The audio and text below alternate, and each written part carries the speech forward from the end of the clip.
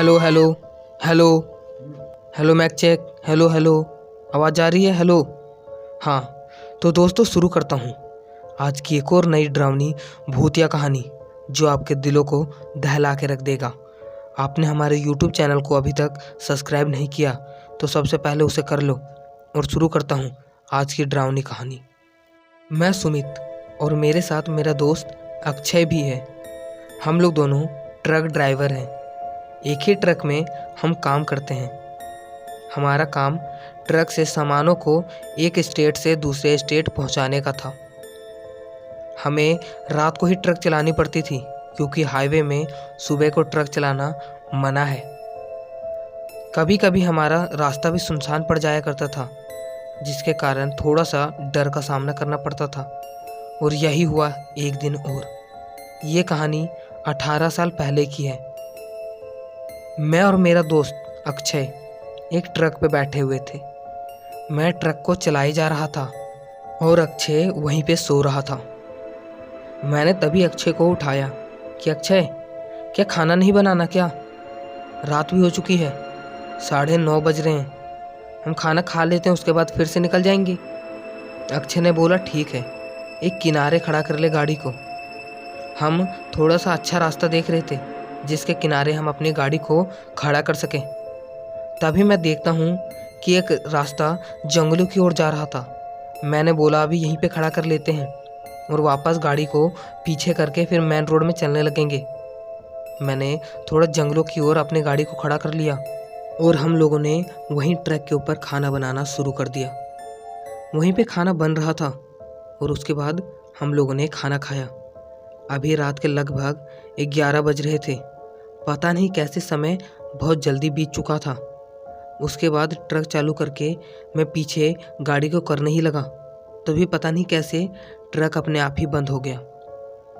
अक्षय वहाँ से नीचे उतरता है और वो थोड़ा सा आगे कुछ देखने लगता है, जैसे कि ऐसा क्या हुआ था। मैंने पूछा कोई प्रॉब्लम है क्या? अक्षय ने बोला नहीं।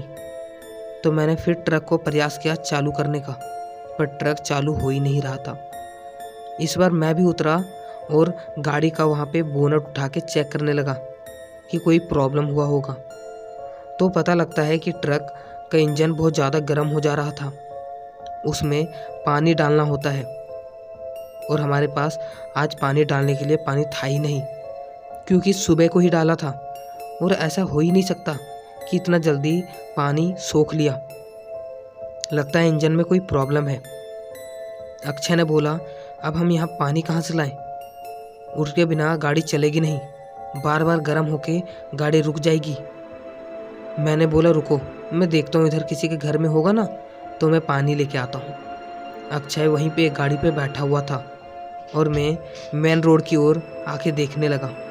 पर दोस्तों ये सच बात है कि वहाँ पे किसी का घर ही नहीं था। मैंने बहुत इधर उधर देखा पर कहीं भी घर दिखाई नहीं। मैं आ ही रहा था वापस और मैंने देखा कि जंगलों के बीच दूर में एक कुआं दिख रहा था। मैंने सोचा हो सकता है कोई किसान यहाँ पे कुआं बनाया हो। और मैं अक्षय को आवाज़ लगाता हूँ, अक्षय वहाँ पे एक कुआं है, मैं वहाँ से पानी लेके आता हूँ। अक्षय ने बोला नहीं भाई, मैं भी आता हूँ, रुक। और अक्षय भी उतरता है और मेरे साथ जाने लगता है। हम लोग दोनों कुएं के पास आते हैं और वहाँ से बाल्टियों से पानी निकालने ही लगते हैं। वहाँ से पानी निकाला और फिर गाड़ी में आके भरा। अक्षय बोलता है बाल्टी में रख के आता हूँ, तू यहीं पे रुक। और वो दौड़ा दौड़ा गया। दोस्तों मैंने यहाँ तक तो देखा था कि अक्षय कुएं के पास गया था, पर मैं फिर ट्रक में बैठ गया और तभी मैंने देखा कि जोरों के अक्षय की चीख निकली और मैं तुरंत गाड़ी से उतरकर अक्षय की ओर दौड़ा। और मैंने देखा तो अक्षय वहाँ पे था ही नहीं। मैंने फिर से चिल्लाया अक्षय अक्षय तू कहाँ पे है? पर अक्षय की कोई आवाज़ ही नहीं आ रही थी। मैंने कुएं के अंदर भी देखा कि कहीं अक्षय गलती से गिर तो नहीं गया, पर अक्षय कुएं के अंदर भी नहीं था। मैं जंगलों में उसे आवाज़ लगा ही रहा था तो मुझे लगा कि जैसे मेरे पीछे से अभी कोई ज़ोरों से भागा है। मैं पीछे घूमा और मैंने अक्षय को बोला अक्षय क्या तू पीछे है? भाई मजाक मत कर मेरे से, तेरे को पता है ना मुझे डर लगता है। पर पीछे अक्षय नहीं था। मुझे डर लग रहा था। मैंने सोचा कि सुबह का इंतज़ार कर लेता हूँ और मैं अपने ट्रक के पास आ गया। पर अक्षय, मैं देख रहा था खिड़की से, पर अक्षय कहीं नहीं दिख रहा था।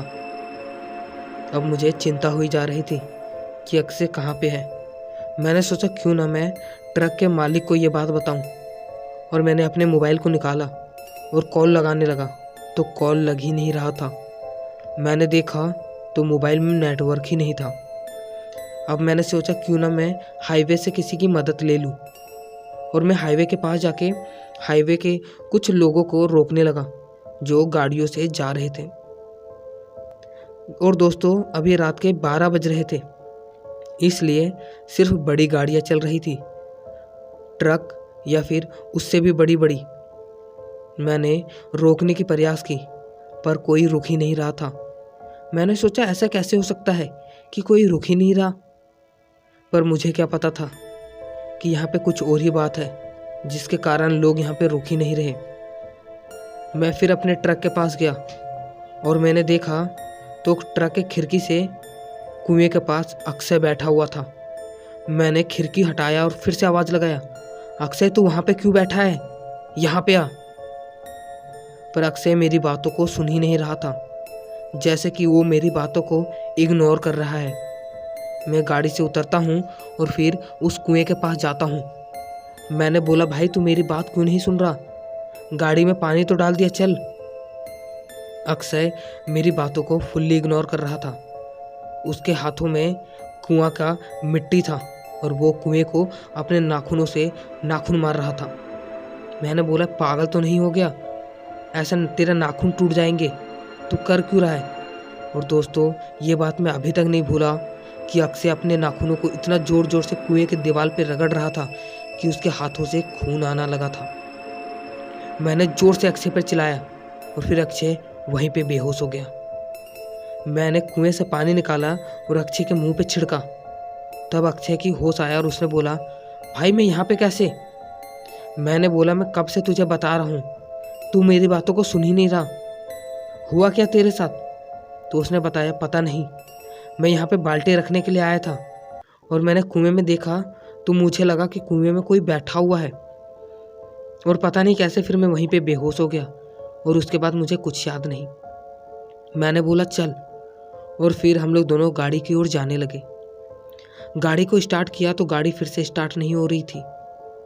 मैं उतरा और गाड़ी का बोनट फिर खोल के देखने लगा। तो दोस्तों, मैंने जो देखा वो बात मैं आपको बताता हूँ। गाड़ी के बोनट में वहाँ पे तो हम लोगों ने पानी भरा था, पर वहाँ पे खून निकल रहा था। ये देख के मेरे मुंह से उल्टी हो गई, क्योंकि इतनी गंदी दृश्य मैंने कभी नहीं देखा था। मैं वहाँ से तुरंत दूर हट जाता हूँ और मैं ज़ोर ज़ोर से अक्षय अक्षय चीखने लगता हूँ। अक्षय नीचे उतरता है और कहता है, क्या हुआ। मैंने उसको दिखाया तो वो भी चौंक गया, क्योंकि गाड़ी में खून पूरा लगा हुआ था। अक्षय ने बोला, यहाँ पे रहना सही नहीं है, चल हम हाईवे की ओर बैठे रहते हैं, सुबह होगा तो फिर हम अपनी गाड़ी को ले जाएंगे। उसकी बात मुझे भी सही लग रही थी, इसलिए मैंने उसके हाँ पे हाँ लगाया और हाईवे पे जाके बैठ रहा। जितने भी ट्रक आ रहे थे, कोई भी इधर ध्यान नहीं दे रहा था और रफ्तार करके यहाँ से सब चले जा रहे थे। मेरे पीछे जहाँ पे मैं बैठा हुआ था, वहीं पे एक टूटी हुई बोर्ड गिरी हुई थी, वो भी उल्टा था। मुझे लगा ये बोर्ड उल्टा क्यों है और इस रास्ते का नाम क्या है, क्यों ना मैं देख लूँ। मैंने बोर्ड को सीधा किया तो पता लगा वहाँ उसमें कुछ और ही लिखा था। अक्षय ने बोला, आजा बाहर, यहाँ पे बैठ जा, उस गड्ढे में जाके क्या कर रहा है। मैंने उसको बताया, भाई हम लोगों ने बहुत बड़ा गलती काम किया है, इस रास्ते में कोई नहीं आता। इस बोर्ड में लिखा हुआ है 7 बजे के बाद इस जंगल में जाना मना है, क्योंकि यहाँ पे एक ऐसी चुड़ैल का साया है जो सभी लोगों को मार देती है, और लगता है अब ये हमें भी छोड़ेगी नहीं। इतना मैं बोल ही रहा था, तभी जंगलों से किसी के चीखने की आवाज़ आने लगी, जैसे कि कोई जंगलों में रो रहा था। मैं और अक्षय वहाँ से और दूर हटने लगे, पर जंगल अभी 2-3 किलोमीटर का था। जंगल पैदल पार करना नामुमकिन था, इसलिए हम वहीं पे खड़े रहे। पर तब भी डर लग रहा था, इसलिए हम दौड़े दौड़े ट्रक के अंदर आके बैठ गए। मैं ट्रक के अंदर बैठा हुआ था और मैंने अक्षय को बोला, अक्षय अक्षय, पर वो कोई भी जवाब नहीं दे रहा था। मैंने जब देखा तो अक्षय की आँख पूरी लाल पड़ी हुई थी और वो हंसा जा रहा था। मैं तुरंत ट्रक से निकलता हूँ और जंगलों की तरफ से भागने लगता हूँ। नामुमकिन था जंगलों को पार करना, पर मैं इतना डर चुका था कि मैंने जंगल को बहुत जल्दी पार कर लिया था। वहाँ पे एक गांव निकल जाता है। मैंने उन लोगों के घर का गेट को ठकठकाया। घर से बहुत लोग निकले। मैंने सारी बात उन्हें बताई। उन लोगों ने बताया कि इस जंगल में एक लड़की मरी थी। वही लड़की सभी को यहाँ पे मार देती है, इसलिए इस जंगल में कोई नहीं जाता। मैंने उनकी बात सुन करके मैं चौंक चुका था और अब ये कहानी फिर यहीं ख़त्म हो गई। ये मेरी ज़िंदगी की सत्य कहानी थी और ये कहानी मैं कभी भूला भी नहीं। होप आपको ये कहानी बहुत अच्छी लगी होगी। हमारे YouTube चैनल को सब्सक्राइब कर लेना और मिलूँगा इसी के साथ एक नई डरावनी भूतिया कहानी लेकर के। तब तक आप हमें सपोर्ट करते रहिए। तब तक जय हिंद, वंदे मातरम।